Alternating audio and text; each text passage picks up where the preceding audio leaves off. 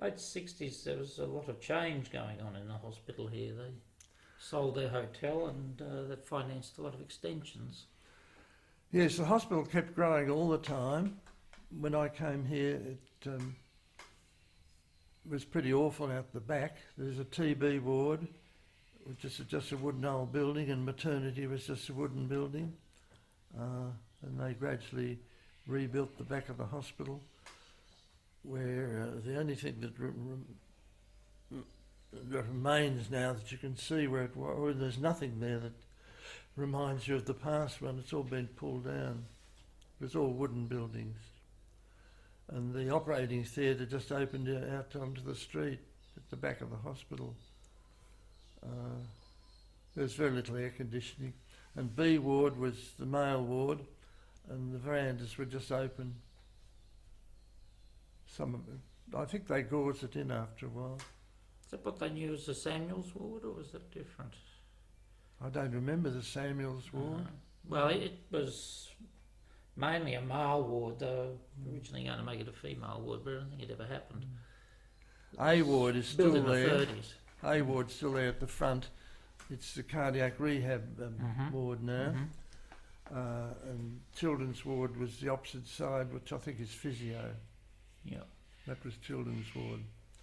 But what was the hospital then, there's nothing left of it that would remind you of the old hospital, really. B ward, it's all pulled down. And then they built S block and M block, and they got a little bit wrong, the levels, because when they built G ward, the level was all wrong, and that's why the corridors don't go straight. They had to zigzag. And the engineers got it wrong by in the old terms, 1.5 feet. So much for architects. But we saw a lot of developments. The old emergency ward was staffed by GPs, and then we got resident doctors and registrar doctors. And I had some very wonderful registrar doctors under my care who were there for 6 months. Tony Shakeshaft, Hung Ewan, who's the leading surgeon in Launceston, and Chris O'Brien, who sadly died not long ago with a brain tumour. And he was a wonderful surgeon at Prince Alfred, all trained here. So it's interesting to have met those people. So how did your work actually operate? You saw patients in the practice and in the hospital, but you weren't actually resident in the hospital. Oh no, not at all. When we first came here, the doctors at the hospital treated all public patients as honorary. We didn't get paid. And then Mr. Whitlam changed everything in 1972, so we were paid by the government for treating hospital patients.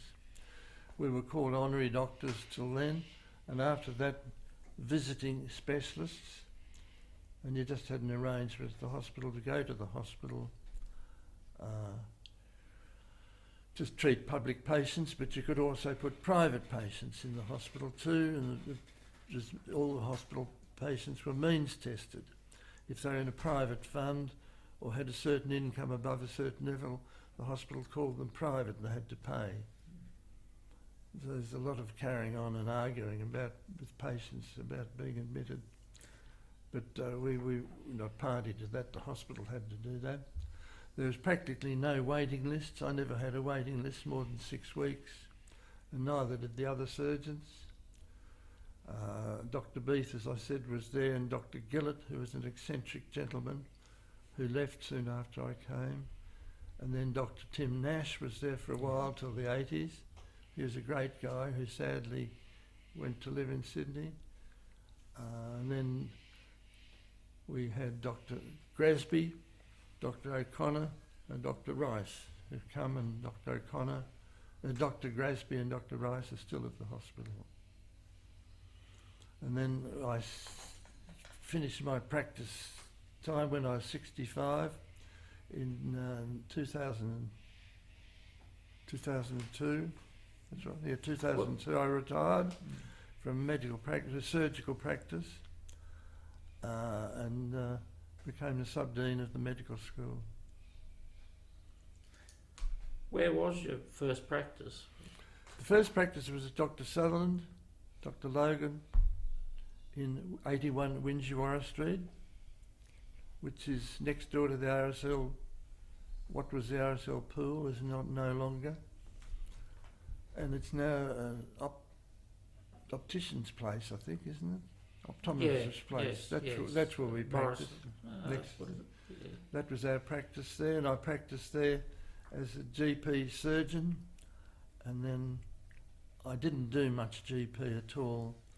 I just did surgical related general practice, a lot of minor operations, taking things off people's faces and backs, and we did that in the rooms. We had a trained nurse in the rooms, steriliser, and we could do these minor operations in the rooms. There weren't any specialist surgeons till about 1980, so how did you handle patients who required some specialist surgery? Well, gradually the specialists came. I was a general surgery specialist, and recognised as such, and I got an Australian fellowship then. Gradually specialists came, particularly Dr. Grimsell, orthopaedic surgeon, and then we Dr. Vetharana, ear, nose and throat surgeon, and a great friend of mine, David Wilson, used to come up and do urology for years and years and years and years, and he'd stay with us. So how did it work before that if a patient needed these sort of procedures? Well, as general surgeons, Dr. Beath and I and Dr. Grasby used to, we'd do orthopaedics, we did gynaecology, we were trained in those things. Yeah. We weren't very specially trained, we were trained in everything in those days. And I used to put nails in hips, and then I'd take someone's kidney out, then I'd do a caesarean section, and then you'd take someone's gallbladder out, and then you'd deliver. Then you'd have lunch, And have lunch, and then take someone's uterus out. You did a bit of everything in those days. Yeah.